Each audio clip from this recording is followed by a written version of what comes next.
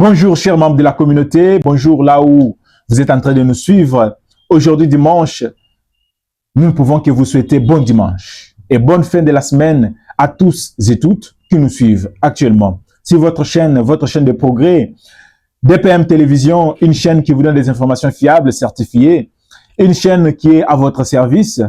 Chers membres de la communauté, si vous n'êtes pas encore abonné, nous vous demandons tout simplement de vous abonner parce que c'est ici qu'on parle le pays. C'est ici qu'on parle République démocratique du Congo. Ici, nous ne parlons pas individu. Ici, on parle la RDC. On parle la République démocratique du Congo. On parle des informations qui parlent le pays. On parle pour le développement de notre pays. On parle pour motiver les patriotes de ces pays afin de s'engager normalement face à l'ennemi et récupérer enfin nos territoires occupés jusque-là illégalement par le Rwanda.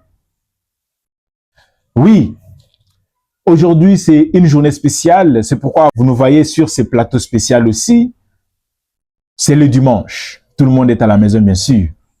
Alors nous procédons d'abord par des informations du jour, des informations qui vous permettront de connaître la situation du pays. La première information, c'est le secrétaire d'État américain, Marco Rubio. Hier, il a écrit ceci sur son compte X. Il disait quoi? Il a condamné bien sûr l'agression rwandaise sur les sols congolais depuis la prise de la ville d'Uvira. Nous tous, nous avons constaté cela, nous avons dénoncé, nous avons vu, il y a eu Conseil de sécurité des Nations Unies, il y a eu beaucoup.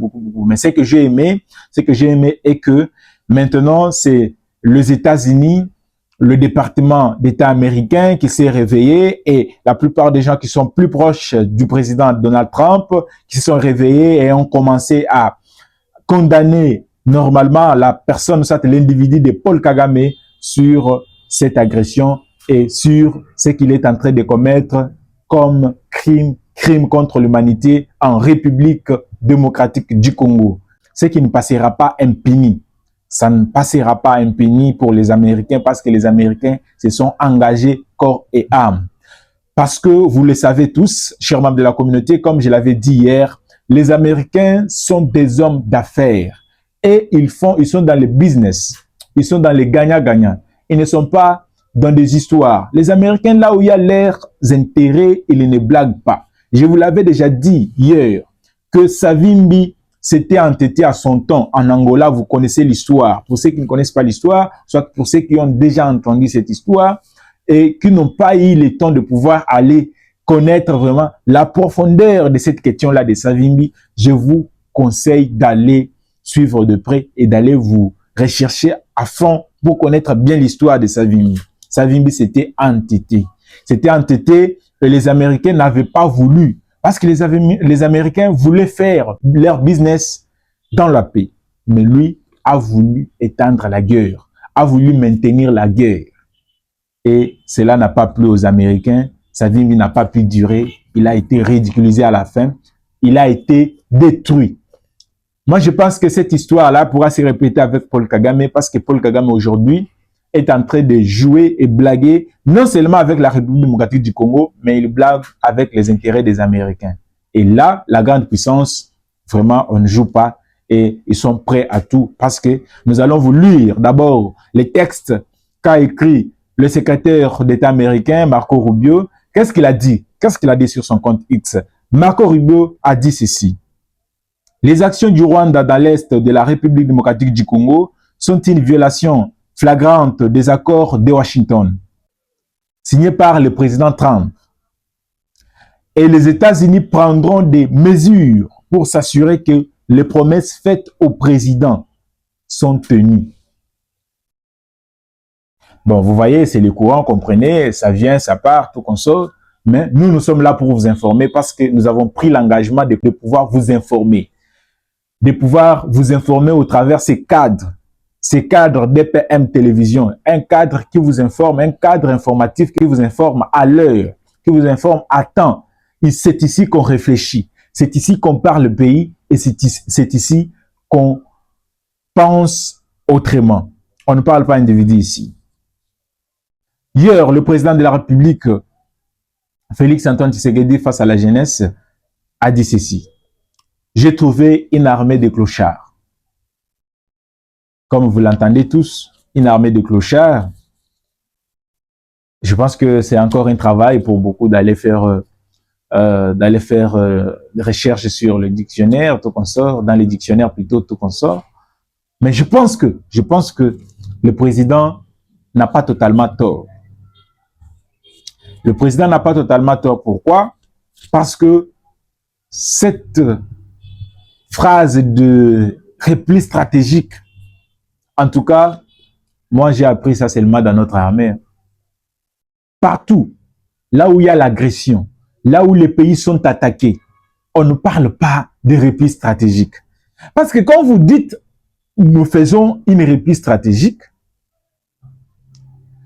pour protéger nos populations et que ces mêmes forces négatives, ces mêmes rebelles tuent vos propres populations, est-ce que vous trouvez ça normal? C'est compliqué. C'est compliqué. En tout cas, je pense que les chefs de l'État, vous n'avez pas tort, mais c'est à vous aussi, en tant que garant de la nation, commandant suprême, de pouvoir réorganiser l'armée afin de récupérer les territoires occupés jusque-là par l'ennemi. Parce que si nous ne nous prenons pas en charge, ça serait compliqué. Nous devons nous prendre en charge.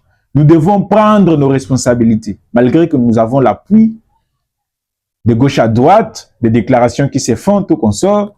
Les États-Unis actuellement sont vraiment prêts à mourir pour la République démocratique du Congo. Mais tout ça, ça n'a rien à voir si nous ne prenons pas conscience de ce que nous sommes et de ce que nous pouvons faire pour notre propre bien. Parce que si les Américains sont là et seront là, c'est pour les intérêts. S'il n'y avait pas ces intérêts, les Américains ne devraient pas être là avec nous. Alors, nous devons nous prendre suffisamment en charge, nous devons vraiment prendre conscience afin que même si nous allons commencer à collaborer comme c'est déjà entamé avec les Américains, que nous puissions aussi avoir cette capacité ou soit cette crédibilité aux yeux de ces gens afin qu'ils ne puissent pas nous imposer tout. Voilà, vous devez faire ici, vous devez faire ça parce que nous sommes des Américains. Non. Mais au moins, nous souhaitons de collaborer avec les Américains parce que ce sont eux actuellement la grande puissance et ils vont s'imposer à tout prix afin que nous puissions vraiment avoir la paix qu'il faut. En tout cas, nous félicitons le secrétaire d'État américain, Marco Rubio, pour cette menace à l'égard de Paul Kagame, les Rwandais qui aiment toujours boire les sangs des Congolais. Mais nous pensons que il est temps et ça doit s'arrêter. Parce que j'aimerais d'abord que vous puissiez vous rappeler de ce qu'on avait dit hier dans l'émission récente, que l'histoire de Kagame finira comme celle de Savimbi en Angola. Parce que les Américains ne blaguent pas avec leurs intérêts. Les Américains ne blaguent pas avec leurs intérêts. Et ils sont dans le business. Ce sont des affairés. Ils sont dans les affaires. Et là où il y a les affaires, il faut qu'il y ait la paix. C'est pourquoi nous, Congolais, nous leur avons dit qu'il n'y aura pas une bonne collaboration des affaires sans la paix. C'est pourquoi aujourd'hui, vous remarquerez qu'il y a des pressions de part et d'autre venant du département américain et tout consort, des sénateurs, des choses qui se font actuellement pour qu'il y ait réellement la paix et que Paul Kagame puisse cesser de puisse cesser de tuer les Congolais qui n'ont rien fait, puisse cesser de boire les sangs des Congolais qui n'ont rien fait. Voilà. Une autre information, face toujours à l'insécurité à l'est de la République démocratique du Congo, l'Union européenne suspend ses relations avec Kigali. Fin des consultations défense et réexamen du mémorandum sur le minerai stratégique.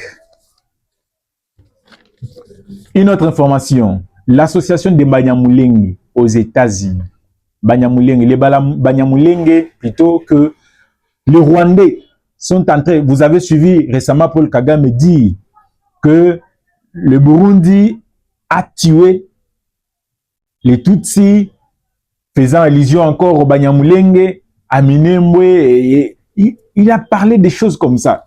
Mais qu'est-ce que les Banyamulenge ont donné comme réponse après juste cette sortie médiatique de Paul Kagame qui a voulu se laver autrement, mais ça n'a pas passé. Pourquoi? Parce qu'aujourd'hui, les Banyamulenge qui se trouvent actuellement aux États-Unis ont fait une déclaration. Qu'est-ce qu'ils ont dit dans leur déclaration? Les Banyamulenge, l'association des Banyamulenge aux États-Unis rejette une voix fabriquée. Une voix fabriquée. Donc, cette voix est fabriquée par Paul Kagame. Écoutez bien. Une voix fabriquée qui prétend le représenter. Et dénonce des faux prétextes du Rwanda. Vous avez suivi? Et dénonce les faux prétextes du Rwanda pour envahir la RDC. Sous couvert de secours. Parce que Paul Kagame avait dit à son temps, la fois passée, il avait dit dans son discours que ces peuples congolais ont créé à l'international, au niveau national, en République démocratique du Congo, leur voix n'a pas été entendue, ils ont demandé secours, mais personne leur a venu en aide, tout comme ça. Paul Kagame a avancé des arguments pareils, mais aujourd'hui, il est confondu parce que les Banyamulenge, l'association des Banyamulenge aux États-Unis, a fait une déclaration disant que tous les prétextes que Paul Kagame a avancés dans son discours n'est que mensonges et ne sont pas là-bas. Ils ne sont pas là-bas. Ce sont des prétextes que Paul Kagame est en train de fabriquer afin de pouvoir continuer avec son agression sur les sols congolais. Ça n'a rien à voir avec les Banyamulenge. Les Banyamulenge sont des Congolais. Comme le président de la République l'avait dit à son temps, que tant qu'il sera président de la République, aucun peuple, aucune tribu, tant qu'il sera président de la République, aucune tribu de la République démocratique du Congo ne sera immarginalisée. Le président, c'est un père. Il est là pour tout le monde, pour tous les Congolais. Il n'est pas là pour une tribu, comme Nanga est en train d'être manipulé, une marionnette que nous connaissons tous. Et d'ailleurs, bientôt, c'est sa fin, parce que les Rwandais ne pourront pas avancer avec lui jusqu'au bout. Ils sont en train de l'utiliser pour congoliser l'agression. Mais après, nous connaissons tous. Nous connaissons tous la fin de Nanga. Nous connaissons déjà. Voilà. Toujours cette même association de Banyamulenge, elle affirme que les violences contre eux sont dues à Red Tabara. Vous connaissez tous Red Tabara. Ce sont des gens soutenus par des milices soutenues par le Rwanda. Selon l'ONU et les États-Unis, suivant un schéma de déstabilisation de la RDC tout en se pensant en protecteur. Voilà, c'était une information. Aujourd'hui, ce matin même, aujourd'hui dimanche, à Uvira, toujours à Uvira, encore à Uvira. Aujourd'hui dimanche, à Uvira, il y a eu les affrontements très violents. Quand je dis violent, c'est violent. Parce que nous avons des gens sur place à Uvira. Il y a eu les affrontements violents signalés depuis ce matin même. Signalés depuis ce matin par les Wazalendo et les M23. Ces affrontements se sont passés où? Se sont passés à Luanga, entre Uvira et Makabola. Donc, à Luanga, entre Uvira et Makabola. Pour votre information, c'est à 12 km de la ville d'Uvira.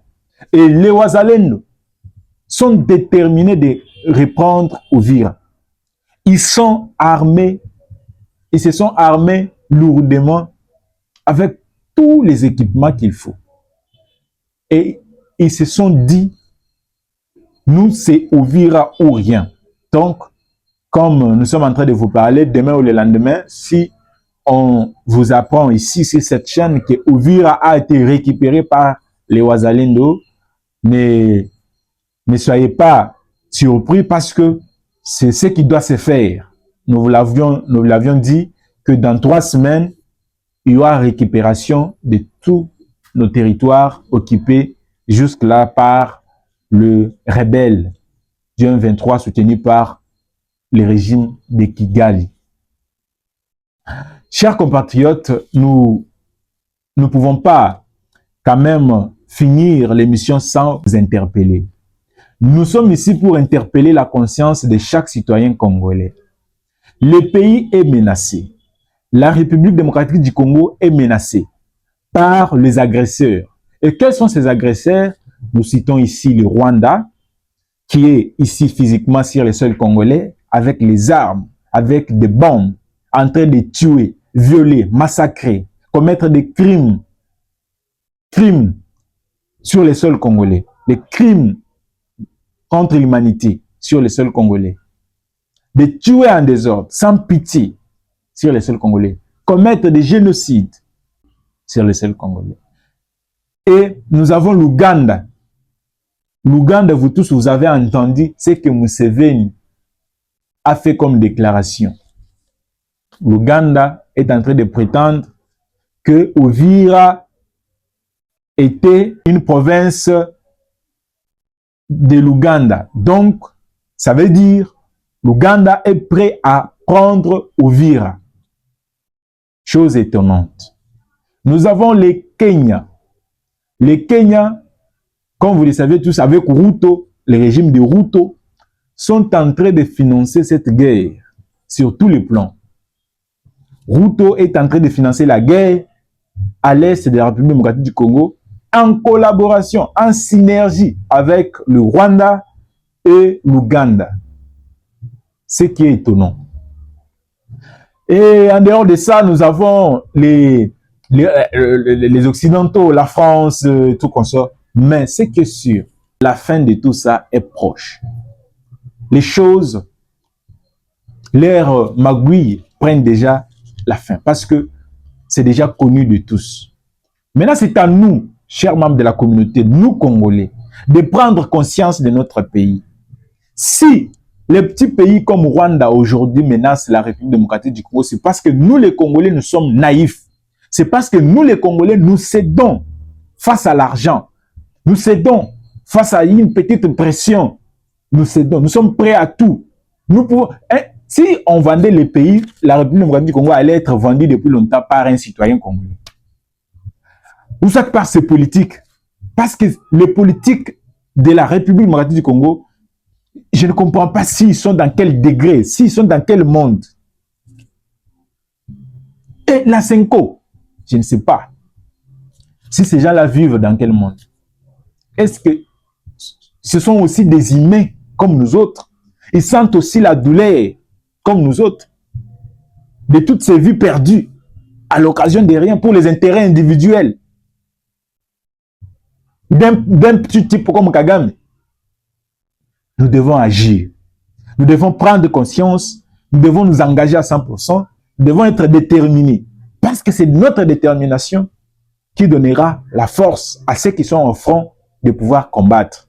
C'est notre appui sur tous les plans médiatiques, tout, qui va permettre à ce que nos forces puissent vraiment se battre avec énergie.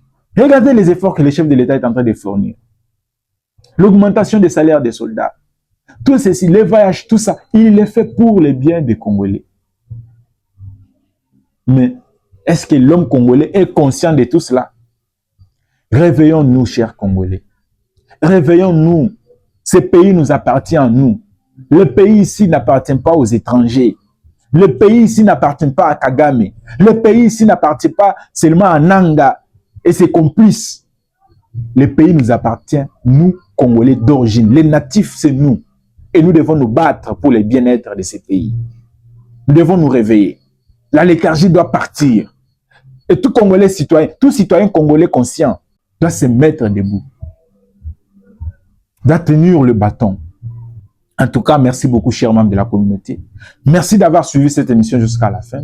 Nous parlons à cœur comme ça parce que notre pays est menacé. Parce que notre pays, parce que nous perdons chaque fois, chaque jour, chaque minute des vies humaines. Regardez, question de regarder à Uvira. Ils se sont dit libérateurs. Libérateurs, nous sommes des libérateurs. Quand ils sont entrés à Uvira, combien de vies humaines sont perdues? Combien de corps on ramasse chaque jour? À l'instant même où on vous parle, ils tuent les gens à Uvira, pour votre information. Et le Rwanda est en train de renforcer ses dispositifs militaires sur les sols congolais. Congolais, tes yeux sont tournés vers où? Tes yeux sont tournés vers où? Réveille-toi. Bats-toi pour ton pays. Que ce pays ne parte pas en vain. Que ce pays ne parte pas dans le main des ennemis. Bats-toi avec force et dignité. Et Dieu sera avec toi. Dieu est avec nous. Dieu nous connaît, nous les Congolais. En tout cas, merci beaucoup d'avoir suivi cette émission. Je vous remercie à cœur. Restez ici, sur votre chaîne. Partageons ensemble. Vous avez des informations. Vous avez une information importante. N'hésitez pas de nous écrire. Écrivez-nous même dans les commentaires. On doit s'échanger. Et à la prochaine, on pourra vous mettre le numéro afin qu'on puisse commencer à partager ensemble, partager la République démocratique du Congo, partager des questions internes.